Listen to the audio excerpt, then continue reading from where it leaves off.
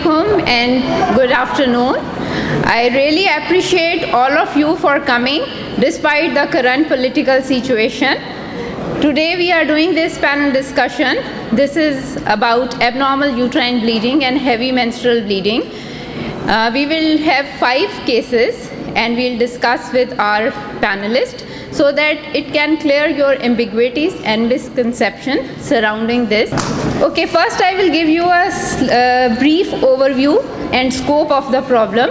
You all know that heavy menstrual bleeding is a common problem in women of reproductive age. It causes pain, discomfort, social embarrassment, and substantial effect on quality of life.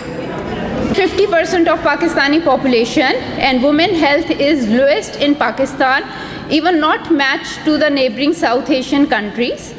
And no doubt women's health is her capital, as she is foundation of family health and society prosperity.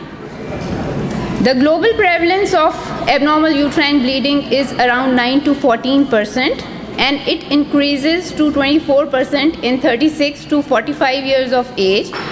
But it varies in each country. Like in Pakistan, it is about 30 to 40%, and 1/3 of OPD patients, you can see this the picture of OPD, they are presenting with heavy menstrual bleeding or abnormal uterine bleeding. It has a significant impact on quality of life. It causes depression, anxiety, decrease in the work productivity, negative effect on the partner relationship, and the most important, very undue hysterectomies are performed because of this. About 60% of the patient, they end up with hysterectomy, and 1/3 of the hysterectomies have removal of anatomically normal uterus. So FIGO in 2011 give a nomenclature of abnormal uterine bleeding is a palm coin classification having structural causes and non-structural causes, and we are going to discuss these in our panel discussion. As you all know that we are all learner, and discussion improves the learning and it opens our mind to the views of others. So now I will invite my respectful panelist. So my first panelist is very inspiring and committed professional, Professor Shamsa Humayun. She is Pro-Vice Chancellor, Fatima Jinnah Medical University. She is a renowned clinician and medical educationist. My next panelist is amazing and energetic Professor Taiba Wasim. She is mentor for many of doctors, a very esteemed author and editor of Sims Journal. My next panelist is a very academic and competent Professor Uzma Hussain, Professor of Unit 2, Lady Wellington Hospital, and she is author of numerous articles in national and international journal. Very positive, passionate, and beautiful Professor Kiran Khurshid Malik, supervisor and examiner, pronounced medical educationist and research enthusiast. And my last panelist is competent and dedicated Professor Mehrunissa. She is professor of Unit 4, Lady Aitchison, prominent clinician and medical educationist. I thank you all that despite this current political situation, you all panelists have time and accompany us to the hall. So हमारा पहला जो case है वो अक्सर आप अपने clinics और practice में देखते होंगे. स्ट्रेस मदर अपनी यंग डॉटर्स के साथ आती हैं और बहुत ज़्यादा एंक्शियस गर्ल भी होती है और उसकी मदर भी. मेरा पहला केस सिनेरियो हम डॉक्टर शम्सा हुमायूं के साथ डिस्कस करेंगे. Madam, case you can see also, she is an 11-year-old girl. She has a continuous history of continuous painless bleeding for 22 days. Her menarche was 22 days back. Vitals, she is stable, but there is no history of bruisability, epistaxis, gum bleeding, family or drug history. Mildly pallid. BMI is normal. in hemoglobin CBCs. Mic. Please, we need mic for the panelists. In investigation, thyroid is normal, coagulation is normal, hemoglobin is 10.5. And all the organizers of this conference, I am extremely grateful for giving me the opportunity to discuss and part of this panel. As Madiha has said, that abnormal uterine bleeding is the most common presentation in gynecology, outpatient as well as in the clinics. Particularly coming back to this case, as इस बच्ची की as आप देखें, she is so young, 11 years old, about 12 years old, and this is the very common scenario. Young girls, child, they present with their mothers very anxious. Cycle irregularity is quite common at extreme of ages. Just after menstruation and before menopause, cycle irregularities are commonly observed.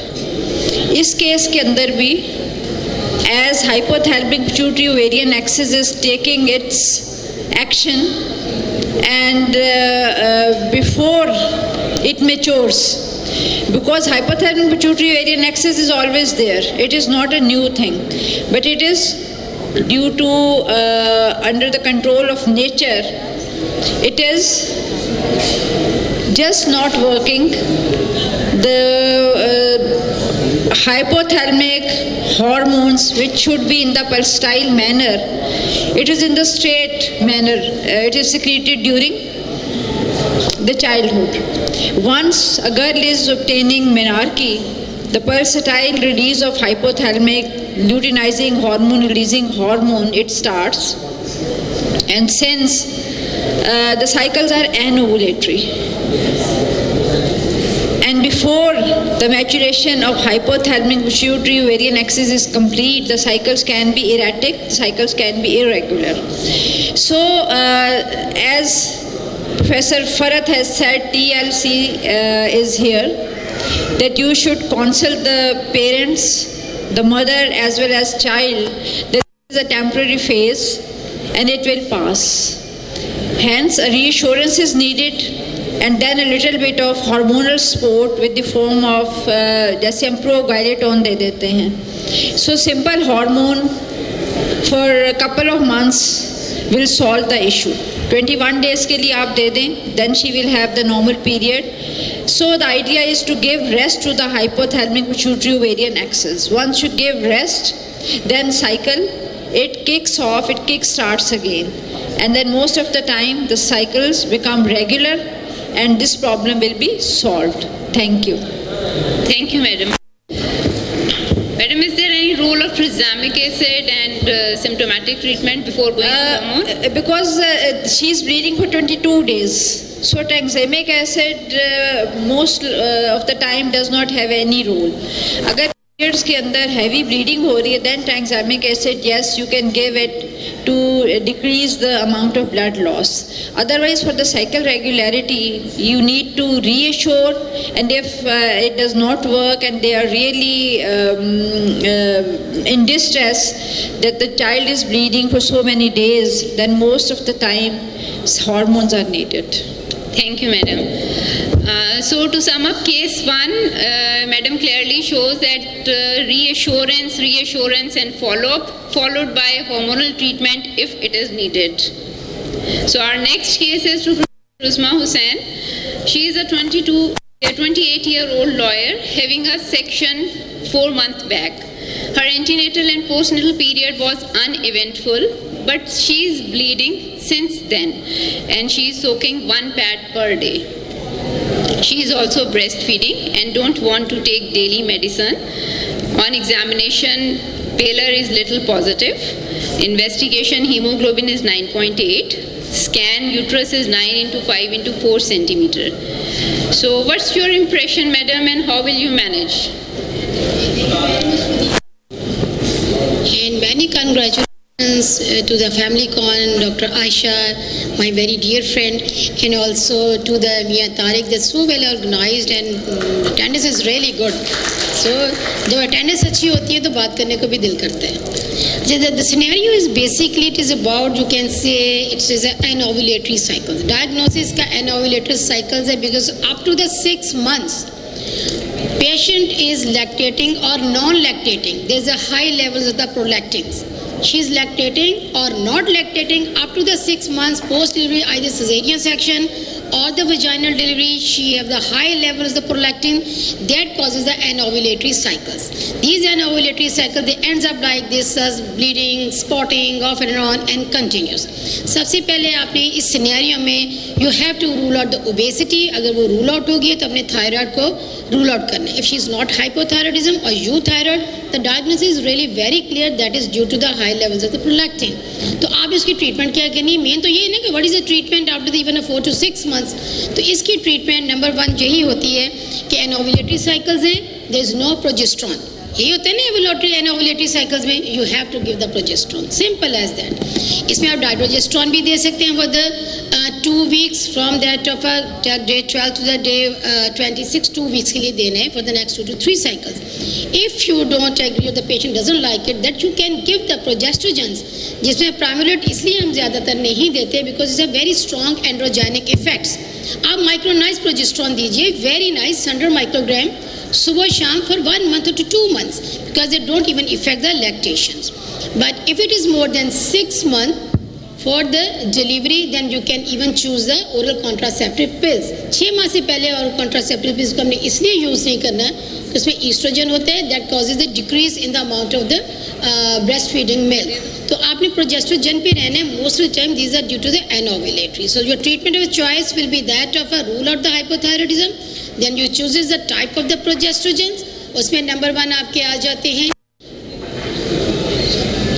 उसमें number 1 आपकी प्रोजेस्ट्रोजेंस हैं, dydrogesterone आ जाती हैं. प्राइमुलेट को avoid कीजिए, माइक्रोनाइट progesterone दीजिए, implants भी दे सकते हैं. और अगर पेशेंट कॉन्ट्रासेप्शन चाहती है तो you can very nicely give the Marina भी दे सकते हैं. Marina is very effective for the contraception purpose also for the next 5 years if you want it. अगर आप शॉर्ट ड्यूरेशन है तो oral progestogens and that of a dydrogesterone and micronized progesterone very nicely for this patient. Thank you very much. Okay, thank you, madam. So for this case, conclusion is progesterone, and we can give Mirena because Mirena has a lesser side effect, better bleeding profile, and better patient compliance with contraceptive effect also. And if patient want oral, you can also give. So my case number 3 is to Professor Mehrunisa. She is a 42-year-old female, para 4, heavy cyclic, painful bleeding.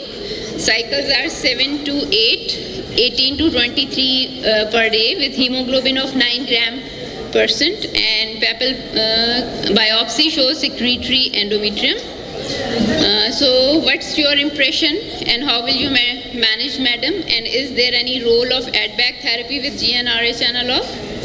Okay, thank you, Dr. Madiha. Assalamu alaikum. Dear audience,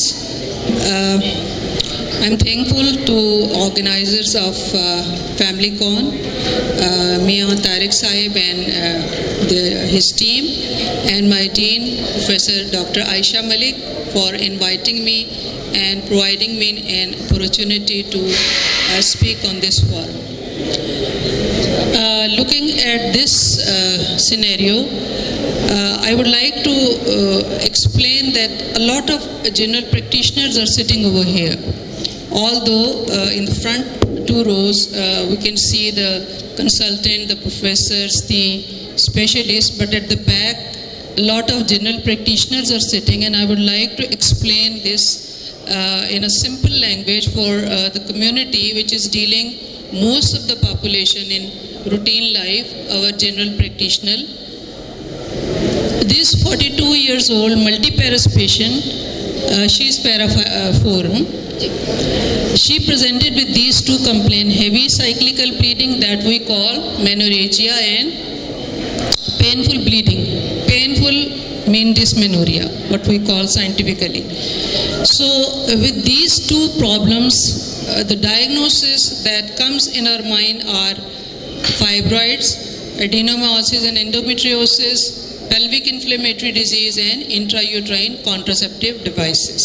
So when the patient comes with these two problems, heavy bleeding and pain, if especially it is severe pain, the particular diagnosis that is pain is endometriosis and adenomyosis, although the other three conditions are also related with discomfort and a little pain.